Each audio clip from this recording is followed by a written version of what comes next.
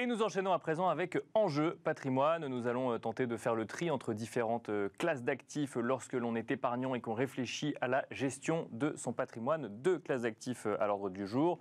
Le monétaire vs l'obligataire. Y a-t-il match, y a-t-il pas match? Nous allons le voir dans un instant avec 2 experts. Nous avons le plaisir d'accueillir sur le plateau de Smart Patrimoine Jonathan Lévy tout d'abord. Bonjour Jonathan Lévy. Bonjour Nicolas. Bienvenue sur le plateau Smart Patrimoine, cofondateur et président de bienprévoir.fr. Et nous avons le plaisir d'accueillir également Étienne Gorgeon. Bonjour Étienne Gorgeon. Bonjour Nicolas. Gérant obligataire chez Sanso IS. Je suis tenté de vous poser la question en premier, Étienne Gorgeon, puisque vous êtes gérant obligataire. Y a-t-il un match entre le monétaire et l'obligataire? Est-ce que vous allez militer pour l'obligataire dans cette émission ou au contraire, effectivement, parce qu'on parle quand même de l'année 2024 comme l'année des placements obligataires, enfin en tout cas un certain nombre de professionnels de l'investissement le mentionnent dans la presse ou autre. Est-ce que c'est la grande année des investissements obligataires, Étienne Gorgeon? Alors, pour moi, c'est plutôt un choix d'investissement. Le monétaire, c'est vous allez toucher un rendement qui en ce moment est plutôt un bon rendement puisqu'il est autour de 4. Et c'est ce que les fonds monétaires délivrent en ce moment.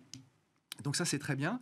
Simplement, si vous... Et ça, c'est un rendement qui peut évoluer en fonction de ce que la Banque centrale va faire. Donc on sait que la Banque centrale veut baisser ses taux, et donc on peut imaginer que ce 4 va devenir 3,75, peut-être 3,5, et pourquoi pas 3 d'ici à la fin de l'année, comme les marchés, certains investisseurs l'anticipent. En tout cas, 3, 3,25. Donc vous avez un rendement qui est aujourd'hui plutôt sympathique, mais il peut baisser parce que la Banque centrale européenne estime que c'est le moment de baisser les taux en zone euro. L'obligataire, c'est un tout petit peu différent parce que vous allez pouvoir sécuriser un rendement. Bien sûr. Oui. Et le fait que vous sécurisiez ce rendement, en fait, va faire que le prix de votre obligation va évoluer. Et donc, si ce que vous recherchez, c'est sécuriser le rendement, alors là, il faut regarder les choses en relatif et en absolu. En absolu, ça reste sympathique. C'est-à-dire que vous pouvez sécuriser du 4,5, 5, sans prendre des... Enfin, à partir de 5, ça commence à devenir un petit peu risqué, mais vous pouvez, entre 4,5 et 5, faire des choses relativement sympathiques. Parce qu'on investit aujourd'hui à un instant T, à un rendement donné, et qu'ensuite, si on investit par exemple sur un fonds obligataire à échéance, on a l'assurance de garder ce rendement sur toute la durée du fonds, par exemple. Exactement. Alors, si l'AMF était derrière moi, elle vous dirait brut de frais et brut des défauts éventuels que le fonds pourrait avoir. Mais oui, c'est un peu l'idée. Donc ça, c'est assez intéressant. En absolu, pouvoir sécuriser du 4,5-5 dans un environnement où les taux sont probablement orientés à la baisse, ça a de la valeur. Après, il faut regarder en relatif. C'est-à-dire que quand on achète des obligations, on peut acheter des emprunts d'État qui sont censés être non risqués. C'est pas très intéressant en ce moment. C'est-à-dire que si on regarde à 2 ans, vous avez du 4% sur du monétaire, donc le monétaire c'est du très court, et à 2 ans, vous allez avoir du 3, ce qui est pas dingue parce que la courbe des taux en Europe, elle est très inversée. Et donc, je dis, en absolu, c'est intéressant. Relatif, il faut faire attention. Et nous, ce qu'on préconise, c'est d'aller sur des obligations privées. D'accord, oui, bien sûr. De qualité qu'on qualifie relativement robuste. C'est ce qu'on appelle le crossover. C'est vous êtes entre des sociétés d'investissement et high yield, mais plutôt la frange la plus résiliente du high yield sont des sociétés comme Tereos, comme Accor. Enfin, des sociétés, vous voyez, qui sont dans cette zone-là et qui arrivent, en les mixant toutes les unes avec les autres, des bancaires également, vous arrivez à sortir du 5, 5,5. Alors, 2 ans. On ira peut-être dans le détail dans un instant un petit peu des différents investissements obligataires. Même question, Jonathan Lévy, monétaire vs obligataire. Il y a match aujourd'hui ou parce que je rappelle donc effectivement, je voyais votre réaction quand je disais que c'était peut-être l'année de l'investissement obligataire 2024. En tout cas, c'est ce qu'on peut lire dans la presse. Et à côté, le monétaire, on a l'impression qu'on va de primes en bonus ou en tout cas de primes à l'entrée lorsqu'on veut aller sur de l'investissement monétaire ou du fonds euro. Et on a l'impression que c'est le moment aussi où un certain nombre de gestionnaires de fonds euro nous disent venez, ce sera toujours plus avantageux aujourd'hui que dans 6 mois quelque part. Alors effectivement, entre le monétaire et l'obligataire, je ne parle pas des fonds euros, on peut en revenir dessus juste après. Pour moi, il n'y a pas match parce que ça dépend du client. Moi, je suis passionné de gestion, je suis conseiller en gestion de patrimoine, donc je regarde d'abord l'intérêt du client et les besoins du client. Est-ce que le client a la capacité d'investir sur le long terme? Si ce n'est pas le cas, il n'y a pas match. Il n'ira que sur du monétaire, il n'ira pas sur de l'obligataire. D'accord. Même s'il va sur une stratégie à 2, 3, 4 ans, il faut qu'il ait la capacité à conserver ces positions-là pendant l'horizon de placement recommandé. Donc ça, c'est évidemment, dans notre métier, c'est le préalable. Donc le premier critère, c'est court terme, long terme, quelque part, pour arbitrer entre monétaire ou obligataire. L'horizon de placement du client. Ça, c'est la base avant de commencer à faire la moindre recommandation à un client. Bien sûr. Pour un client qui veut, beaucoup de clients ont besoin de leur argent sur 12, 18 mois. Et l'obligataire est souvent trop long. Les fonds échanges dont on parle sont souvent déjà trop longs par rapport à ce critère d'horizon de placement des clients. Si un client a un horizon de placement un peu plus long terme, 5 ans, effectivement, est-ce qu'il vaut mieux lui proposer du monétaire qui va porter pendant 5 ans Bien ou sûr. de l'obligataire, un fonds à échéance 5 ans ou une autre solution obligataire sur 5 ans le risque n'est pas le même. Donc là encore, on en revient déjà aux besoins du client, à son profil investisseur que le CGP doit évaluer. Bien sûr, en fonction de ça, sa capacité à accepter des risques et le gain, le potentiel de rendement qu'il recherche. Et là, éventuellement, on va pouvoir lui proposer de l'obligataire. Alors, quand vous dites, tout le monde dit que 2024 est l'année de l'obligation, vous savez, quand tout le monde parle d'un sujet sur les marchés, je me dis que parfois, il faut regarder ailleurs. Bien sûr. Oui. Et peut-être qu'on est déjà à un tournant sur l'obligataire et qu'il faut être précautionneux.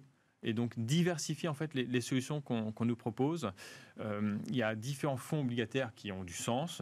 Il y a des stratégies obligataires qui ont du sens quand même aujourd'hui. Je ne l'écarte pas complètement, mais je dis juste qu'il faut diversifier et même les différents types de fonds. Je parlais de fonds à échéance ou d'autres fonds obligataires. Il faut diversifier toutes les solutions possibles qu'on a à notre disposition. Là, on touche une vraie question et je vais vous poser la même à tous les deux. On va continuer avec vous, Jonathan Lévy. Effectivement, quand je parle de ce qu'on peut lire dans la presse sur cette année 2024 qui serait l'année obligataire. Je fais évidemment référence à ces hausses de taux qu'on a vues donc, auprès de la BCE ou auprès de la Fed qui ont eu un impact sur le marché obligataire et qui ont permis à certains produits structurés avec une base obligataire de récupérer du rendement, à certains investissements obligataires d'offrir des rendements plus conséquents. Et on arrive là à un moment où la question c'est quand est-ce que ces banques centrales vont baisser leurs taux? Est-ce que du coup ça change le timing pour l'obligataire? Est-ce qu'on est dans la dernière ligne droite? Est-ce qu'il faut commencer à regarder ailleurs? Est-ce que ça va changer les choses pour le reste de l'année? Comment est-ce qu'on regarde ça quand on est gestionnaire de patrimoine? Au-delà, évidemment, des demandes des clients. En fait, les anticipations sont déjà dans les prix. Vous disiez que les taux à 2 ans sont plus bas que les taux au jour le jour, que les taux à 1 mois, 3 mois. C'est parce que, justement, les investisseurs anticipent des baisses des taux de la BCE. Donc, lorsque les baisses de taux vont intervenir, ça n'aura pas forcément d'impact sur la courbe des taux si les baisses des taux interviennent comme les anticipations l'avaient prévu. Si la BCE va plus vite, plus fort, parce que finalement, l'inflation... on a des bonnes nouvelles et qu'elles baissent plus, alors les baisses de taux seront plus rapides. Et là, il y a éventuellement un gain pour l'investisseur à moyen long terme. Donc tout dépend comment vous vous positionnez par rapport à ça. Si vous pensez que, ce qui est plutôt mon cas, qu'il y aurait possiblement des bonnes nouvelles sur l'inflation dans la zone euro dans les mois à venir, peut-être qu'il y a un intérêt à aller sur du moyen terme pour aller capter en fait des baisses de taux qui seraient un peu plus rapides que ce qu'on prévoit aujourd'hui. Étienne Gorgeon, le timing de cette mi-année 2024, ces questionnements de quand est-ce qu'on aura réellement cette annonce de baisse de taux de la BCE ou de la Fed, ça peut changer complètement la manière d'aborder ces investissements? Ça peut changer pas mal. Pour revenir sur votre question sur le match de l'année 2024, moi je dirais que l'année 2023, c'était l'année des obligations d'entreprise, donc privées. D'accord. Ce qui pourrait se passer pour l'année 2024, et notamment avec ces baisses de taux anticipées, et peut-être pas autant anticipé que ça. Enfin, peut-être qu'on pourrait avoir une surprise, en avoir plus, c'est plutôt ça que je voulais dire. Ça peut être l'année de l'obligataire d'emprunt d'État. D'accord. Ouais. C'est peut-être le moment où il faut acheter des emprunts d'État américains, des emprunts d'État français ou en zone euro de manière plus large. Ce qu'on sait, et ça a été assez bien publicisé par la Banque Centrale Européenne, c'est que la première hausse de taux, c'est pour juin. Le marché anticipe 3 baisses de taux. Moi, j'ai un petit biais qui rejoint celui de Jonathan. Je ne serais pas surpris qu'il y ait un peu plus de baisse de taux que ce que la Banque centrale nous annonce maintenant, parce que la Banque centrale a un mode de fonctionnement qui est un peu particulier. Il y a du monde à convaincre, il y a des équilibres. Moi, ce que j'observe, pour résumer peut-être cette vue en une phrase, c'est que sur les 10 dernières années, on a 10 points de croissance de moins que les États-Unis. et que c'est dû à différents facteurs, dont une restriction monétaire beaucoup plus forte que ce qui s'est passé aux États-Unis. Et donc, il est temps qu'on relâche un peu la pression en zone euro et qu'on reparte vers un chemin d'un peu plus de croissance. Et relâcher la pression, c'est probablement vers plus de baisse de taux. Donc, si je devais me positionner, je pense que l'année 2023, c'était vraiment l'année du crédit, l'année des emprunts privés. Peut-être que l'année 2024... probablement plus pour la deuxième moitié de l'année, sera l'année des emprunts d'État. Donc le fonds euro a encore de beaux jours devant lui, si je comprends bien. Alors le fonds en euros, sauf que vous ne faites pas obligatoirement... Oui, c'est un véhicule qui a du sens, mais ce n'est pas obligatoirement un véhicule le plus idoine si vous cherchez à faire à la fois... C'est un véhicule idoine pour faire du portage. Oui. Quelque part, le fonds en euros, c'est un peu un fonds monétaire qui a une durée d'investissement plus longue. L'avantage d'investir sur des fonds obligataires plus traditionnels, quand vous faites confiance aux gérants ou que vous adhérez à ces vues, en fait, c'est que vous pouvez faire du gain en capital. Oui, bien sûr. C'est pas que le portage que le fonds euro peut vous offrir, vous pouvez avoir le portage plus du gain en capital. Si j'ai raison sur le fait qu'il y a peut-être un peu plus de baisse de taux à attendre, alors le gain en capital sera assez sympathique à les capter. Et ça, en zone euro, forcément. En zone euro, et ça sera plus au travers de fonds que du fonds en euros. Même si le fonds en euros, son portage est très bien. Jonathan Lévy, ce fonds en euros, on en avait parlé tout à l'heure, effectivement dans le monétaire, on voit aussi les stratégies commerciales, parfois des assureurs qui remettent le sujet sur le devant de la scène. Alors on en a déjà parlé en janvier, en février, on est en mai, le sujet est toujours là, globalement, de cette volonté de collecter des assureurs. Est-ce que ça fait rentrer un argument de plus dans le match qu'on a essayé de créer aujourd'hui ? Oui, les assureurs ont intérêt effectivement à collecter pour aller placer de l'argent, acheter des obligations sur les taux qu'on connaît actuellement. Ils achètent plutôt des obligations souveraines ou des corporates, mais avec une bonne notation. Ils ne peuvent pas se permettre de prendre trop de risques par rapport aux besoins de fonds propres que ça nécessite. Oui. Et là, vous l'avez évoqué, l'investment grade est intéressant aujourd'hui. Les bonnes notations apportent un petit plus de rendement avec un risque tout à fait mesuré. Le fonds en euros, effectivement, profite des conditions actuelles et avec les taux, les mouvements de taux qu'on a eu encore ces dernières semaines, ça reste intéressant pour les fonds euros d'aller chercher la collecte. C'est pour ça qu'il y a encore des assureurs qui proposent des bonus. Si vous mettez de l'argent, si vous versez sur votre contrat d'assurance vie. Pour qu'eux-mêmes puissent aller faire de l'obligataire, en fait. Exactement. Ouais, c'est ça. Pour reluer leur portefeuille, comme on dit, ils achètent des taux qui sont supérieurs à la moyenne de leur obligation en portefeuille et c'est favorable pour tout le monde. Mais ça a une fin, effectivement. Si les taux finissent par baisser, ils auront intérêt à arrêter cette stratégie-là parce qu'à un moment donné, ils risquent de diluer le portefeuille et ça sera défavorable. Donc il faudra qu'ils arrêtent au bon moment.